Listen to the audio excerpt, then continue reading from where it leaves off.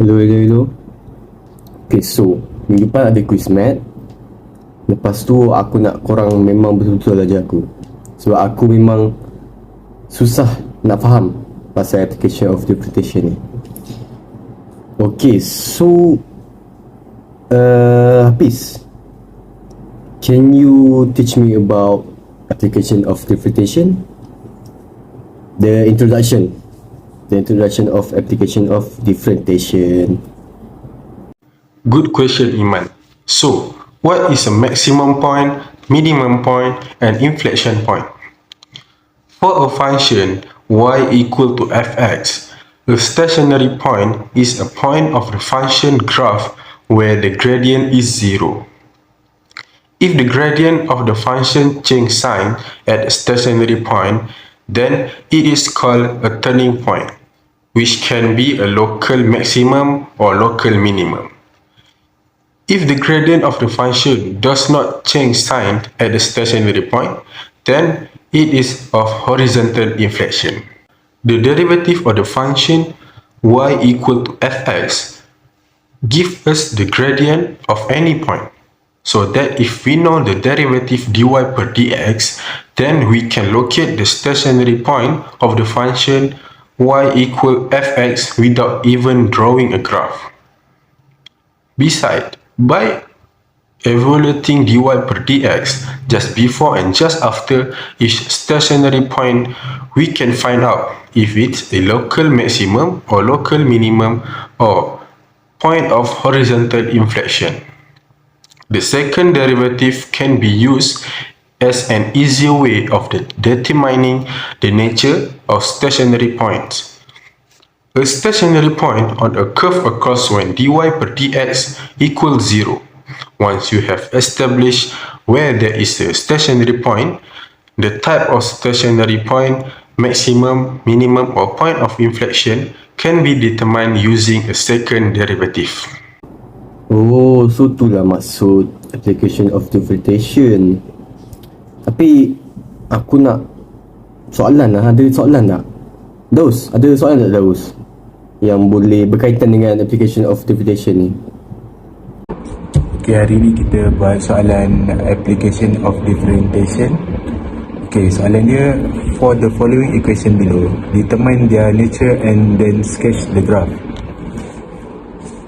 Okay, soalan dia, y sama dengan x kuasa 3 tolak 3x tambah 2. Okay, solution dia, step first, kita buat differentiate. Dy per dx sama dengan 3x kuasa 2 tolak 3. Okay, step 2, kita buat persamaan tu, dy per dx sama dengan kosong.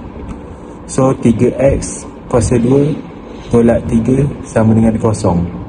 So kita tekan kalkulator, x jadi 1, x jadi negatif 1. Okay, step 3, value y tu, y sama dengan equation y sama dengan x kuasa 3 tolak 3x tambah 2. Kita tukar x tu menjadi 1. So y sama dengan 1 kuasa 3 tolak 3 darab 1 tambah 2 sama dengan kosong. Ok, yang kedua, x negatif 1. So dia jadi y sama dengan negatif 1 kuasa 3 tolak 3 darab negatif 1 tambah 2 sama dengan 4. Ok, step 4, titik dia akan menjadi 1, 0 dan negatif 1, 4. Step 5, kita guna second derivative kita guna persamaan d kuasa 2y per dx kuasa 2 untuk cari the stationary point. Okay, d kuasa 2y per dx kuasa 2 sama dengan 6x. Okay, jadi kalau x bersamaan 1, so d kuasa 2y per dx kuasa 2 sama dengan 6 darab 1. So kalau dia positif, dia akan menjadi 6. So kalau when x negatif 1, dia akan 6 darab negatif 1, which is negatif. Okay, so step 6, minimum point dia ialah 1, 0, and maximum point dia ialah negatif 1, 4. Okey, selepas kita kira jumlahnya, kita akan dapat minimum point dengan maximum point.